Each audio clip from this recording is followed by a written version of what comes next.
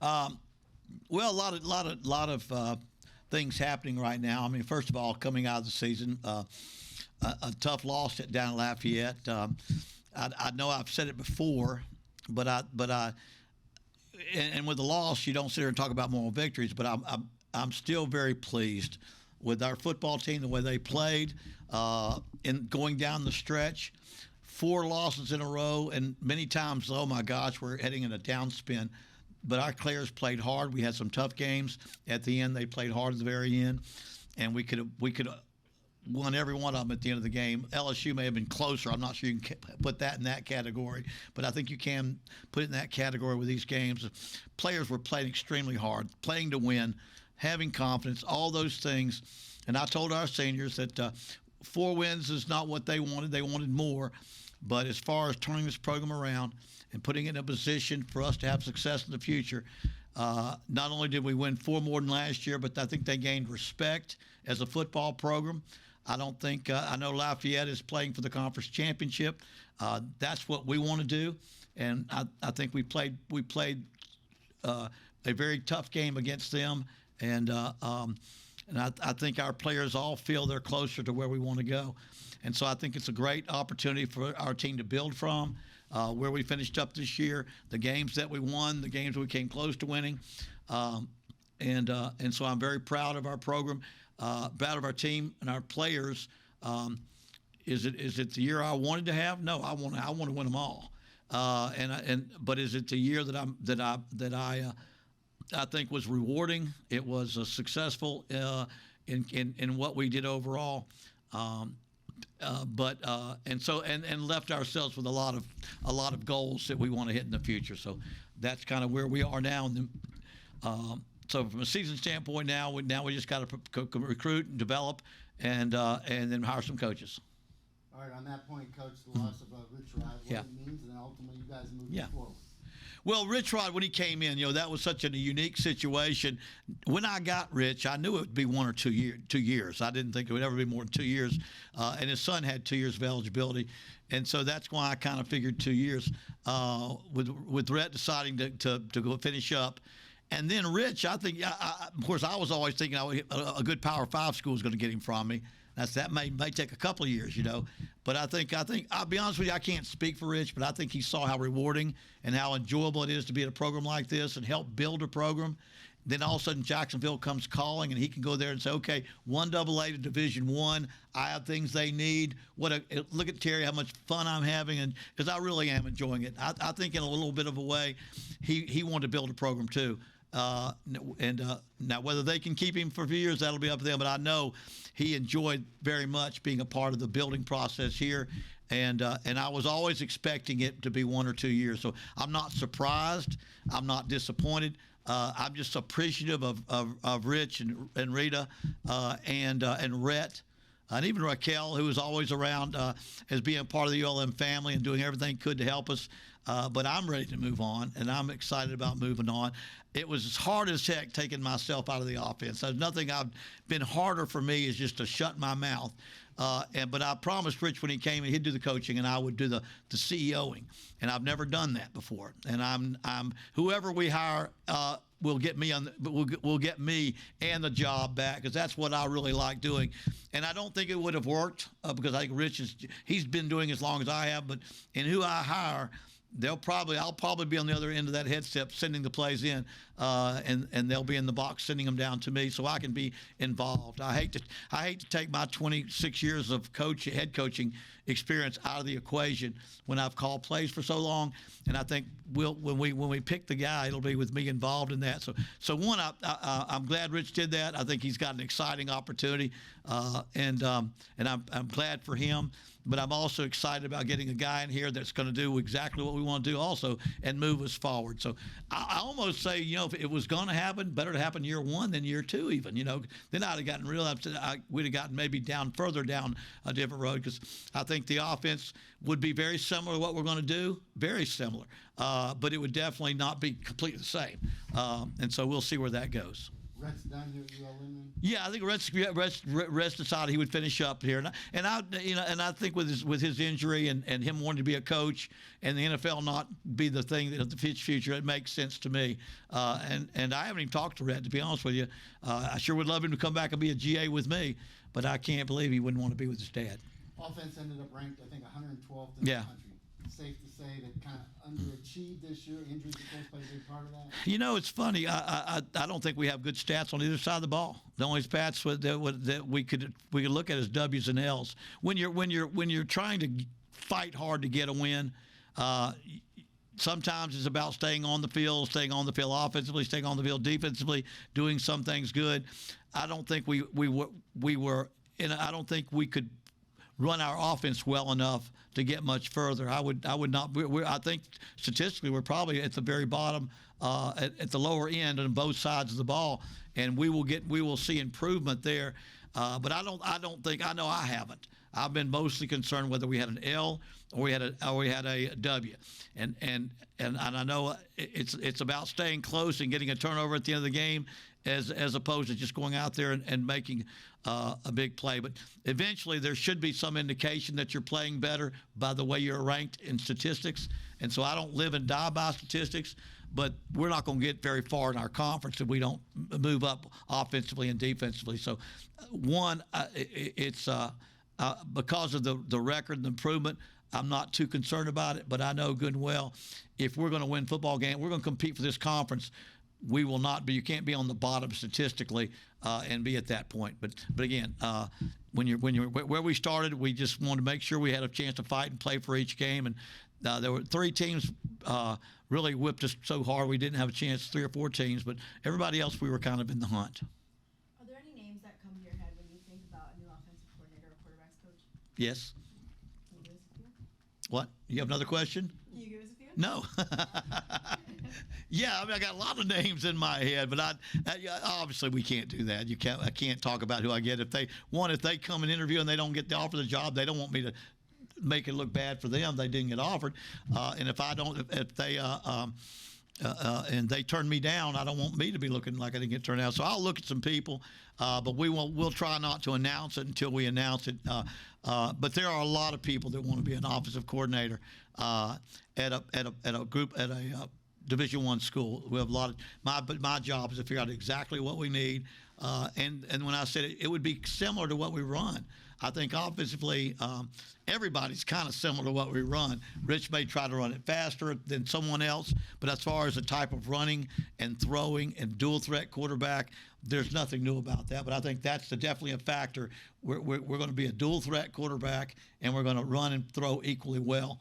And I think that would almost include everybody out there in the business that are doing things. But we weren't doing anything drastically different than other people. We were practicing a lot faster than I think a lot of people do. And I'm not so sure that's not my style.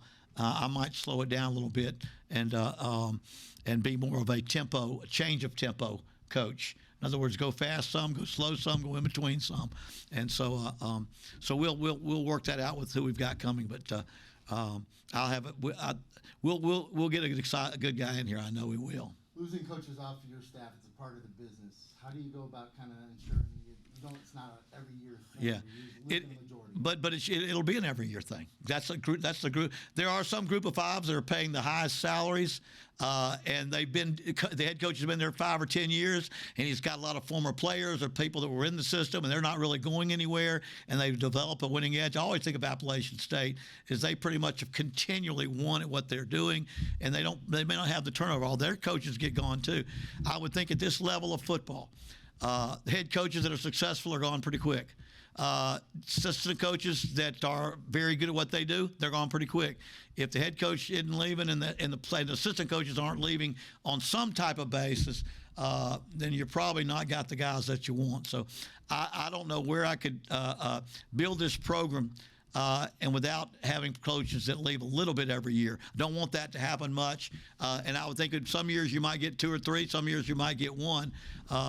But I think it's at the group of 5 level. It's a reality in your coaching staff that there's going to be some some movement. And I don't know that's necessarily a bad thing. I've never seen a coach transition coaches any more than Alabama. I've never seen coaches come and go. I don't see them losing. I don't see see them having a problem. So I don't think we can use that as a worry or as a concern or as a reason not to be successful. And we're not doing it for the same reason that we're changing. I'm just saying is if there's any program you can look to and say you can't have turnover in your staff and still be any good, that's an example. We get good coaches, and I tell my coaches their goal is all to be a Power 5 coach. I think there's not a guy. Every now and then you get somebody, this is my home, and it's the right situation, right time. He's going to be with you for a while. But I do believe if you get the most dynamic young coaches, you'll see some of them come and go. Have you figured out the transfer portal and how to use it effectively? Boy, yes, but I don't think you ever totally know exactly how it's going to play out. I've kind of got my feelings that once we got out of the pandemic and the portal transfer rule that gave everybody an extra year, I think it added everybody's attention to that. And everybody, most people got more than they would normally get. I know as we're looking forward down the road, we know that we still may need 4 or 5 more, but I think the goal is to go back and get high school players and build from that point. It's a very unusual. There's so many dynamics. It's like, say you get a guy from Louisiana that took a Power 5 school somewhere else, and he goes there 1 year and wants to come back in state and come to you. Well, now he's a Louisiana high school kid, and he's coming back to play at our place. But he went through, and you were trying to get players to come here that felt like they were Power 5 players. So there's a reason for everything.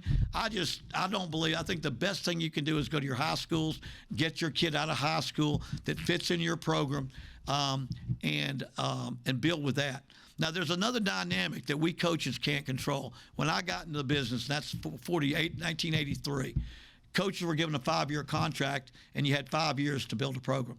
Your 5th year is the only year you could say you had your own players. When I went to Auburn, we had a winning season. My 5th year, went to the conference championship game. They were my players. Back then, you got 5 years. Nowadays, you get 2. You get 2 years, and pretty much if you're not going in the right direction, you see schools just getting rid of coaches, and maybe 3. So now you got to say, oh, my goodness, I don't have 5 years to build a program. I don't have 5 years to build with high school. This school's going to fire me if I don't get winning in 2 years. And now you say, okay, what can I do? I got to go to portal. But that's not going to be the total eight. So you have to weigh all those things. I've never seen an era in football, and I'm older, but where not that coaches don't get fired or replaced. That happens all the time. But pretty much now you see guys with 2 years in and getting a huge contract are bought out, and now they only had 2 years. And so I think that weighs into this thing too, not just is it good to go after high school or good to go after portal guys. It all matters of how you're looking at it. The main thing is you want, I think right now I'm looking to build a program. I'm not looking for jobs. And as soon as we can get back into the rhythm of high school, that's what we want to do. All right, roster management. It's a real national early signing day. Yeah. How many expect to sign? Well, I think we'd be for. We have. I think we have maybe 11 that we could sign early, and if we find 5 or 6, I'd be happy. We took some blue shirts, and that goes against your initials for the next year, but we felt like we had to do it, and so we'll probably have, I would say, 5 or 6 in the next week and we're going to go after guys that we want difference makers. We want difference makers early. And there are some difference makers out there. They may be in a junior college. They may be in the portal. But after that, we want guys that now let's look at the best high school guys that will sign in February. So we're going to go through the February and go to the second bunch in February. And I think that'll give us the best chance to win football games and build this program. We have a lot of starters coming back. There's that thought. I have a real strong belief that we take the starters coming back on both sides of the ball and just coach them better. We're going to be pretty much a better football team, taking the ones we got coming back on both sides of the ball and making those guys better by learning our system and developing in our program. And now a few portal transfers, but a good nucleus of high school guys coming through are going to be valuable to us building down the road. As you talk about getting those 5 or 6 early signing day, have you targeted what position groups you're looking at primarily? Yeah, I mean, we have 4 or 5. You want to get, I mean, there's always a dynamic tailback, a dynamic wide receiver, a dynamic defensive end, a dynamic cornerback. Those are 4, and a quarterback. Critical positions. We feel good about the quarterback position. I'm not so sure that that's an issue right now. We don't feel it is. We think we could develop. We've got some good young quarterbacks. We feel like we can develop one out of high school there. But I think so that's your plan. Those positions. When it comes down to who we sign, I want the best. I want the best five. I want the best five, and it may be 2 linemen. And I would have a lineman in that group. I didn't mention it. At least 1 lineman and 4 before the next season. So I'd say although we have certain positions that we have a little more concern with, as far as it's December signing day, I want the best 5 people that we can get that can dynamically affect the team. We can fill in the gaps in February or in the summer throughout. So I can't really say which one we're going to end up with because we're after really good players, and I think a lot of people are on those same players, and we have to convince them that they're going to be a part of something growing here, part of a future here, and that they also see the potential of where we're going. So positions that we need, yes. Who we end up getting, let's take the very best player. And that's pretty much an old-fashioned rule that everybody has. We want to sign this many at every position, but we never turn down a great player. And so when it comes to us having 5 or 6 in December, we're not going to turn down the best player that comes. If I have a great running back or a great wide receiver and I need 2 of something else, I'll find a way to figure. I'll get that into February or sometime later if I need to. But I think you win with football players and dynamic football players. And if I would say, are there anything glaring weaknesses on an offense? Like we did not have very many explosive plays. And that comes from great football players. I think, one, you can manufacture explosive plays to some extent by the number of times you throw deep. But to get a great player that can make a guy miss as a running back and run 50 yards for a touchdown, or a receiver that can have yards after catch, that becomes a dynamic player. And that's the one thing I think that stands out from that point. So, again, we have all kinds of strategies as far as filling our needs, but usually I don't worry about it until the end of preseason if I've got enough people at each position, and I try to work slowly toward that. But one great player usually can make everybody else can make up for a lot of average players. You've had coaches on the road this week recruiting. Yeah. Had 2 national TV games late in the season. I would imagine the brand's probably as big as it's been. What kind of response do you get back from the assistants that are out on the road? There is not a place we've gone to now that people aren't aware of ULM. I don't know how much I wasn't here last year or the year before, but I know for a fact there are players saying, everyone, I saw you play against LSU. I saw the way you played against Lafayette. I've read articles about the program. We've had national articles written about the program. We've been on TV games, and we've played good in those TV games. And so I think everybody we're talking to, I'd say half of them probably would not have been talking to us except for that kind of exposure that we have. Just like I mentioned before the LSU game, we got all kinds of articles written about that game before it happened. We got the national TV commentators talking about us the entire pregame and the entire first quarter. No matter what happens in the outcome, that positive stuff's always there.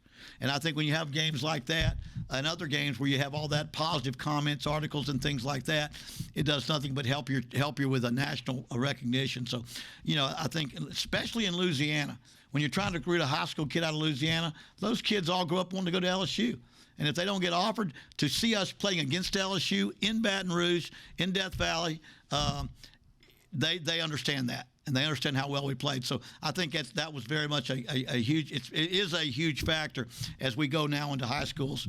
Now we're going to make that junior college run, Texas, Kansas, Mississippi, first. Right now, and get back out there with those guys that are now officially they can officially come and so it really is important out there because they're not growing up in Louisiana, but that's the first impact that it's had. Coach, does your style or your tone, has it changed now with the transfer portal on how you deal with kids? No, I can't see anything. I think there's a little bit more. You're really you walk gingerly when you're dealing with the conversations that you have, because I have a lot of experience and I'm older. I know pretty much a guy's potential beyond college football, but to many of the college players that are transferring, they may see themselves in the mirror a lot different than we see them, and so you got to be able to talk a little bit more like you're getting ready to go to the pros, you're doing this and that. I think you have to understand the dynamic of a 21-year-old that's already been to a college that may want to go somewhere else, and almost all the time they're looking for somewhere else where they can play, thinking they're going to play in college. In high school, that there's a little bit less of a urgency in that. But other than that, I've had transfers in the last two jobs, North Alabama and Akron. You dealt with a lot of transfers, and so they weren't portal transfers. We didn't call them that. But we had various guys that were in the portal. So I think the conversations that you have behind closed doors become a little different. But the main thing is people want to go somewhere. Most players want to go where they can have a winning season, play for a championship, and go to the NFL. Whether they can go to the NFL or not doesn't matter. Where do they think they're going to play for a championship, and where they can go to the NFL. Now, academics, surely that's important, but most state universities, I don't care what states they're in, it's hard to sell. Everybody has a good quality education. It's only going to be above if you put your time into it. But if you're at a good state school in Louisiana, I don't think it's much different than a good state university in Alabama or Mississippi.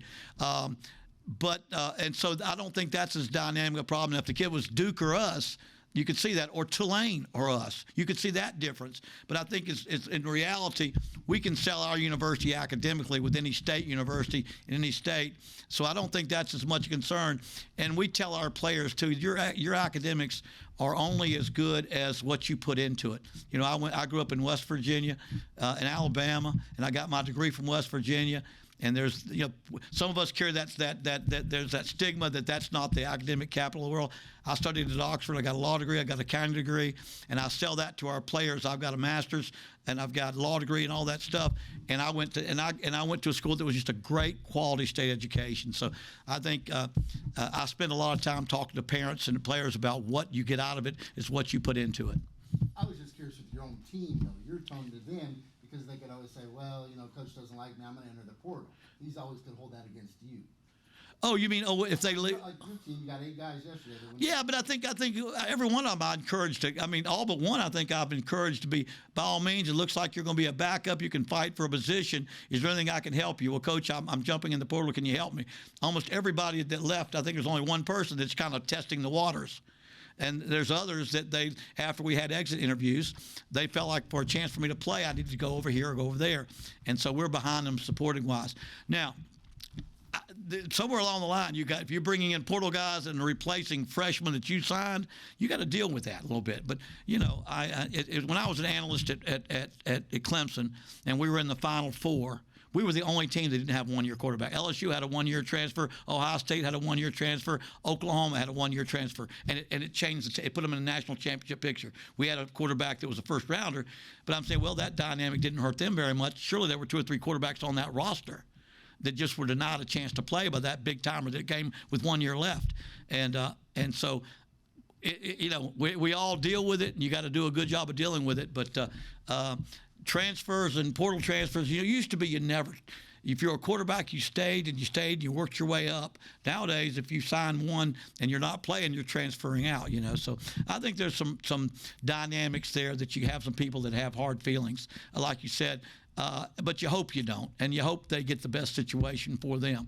And we'll make mistakes, and other people will. We'll lose one that's going to be a pretty good player, and we'll grab one that's not nearly as good as we wanted.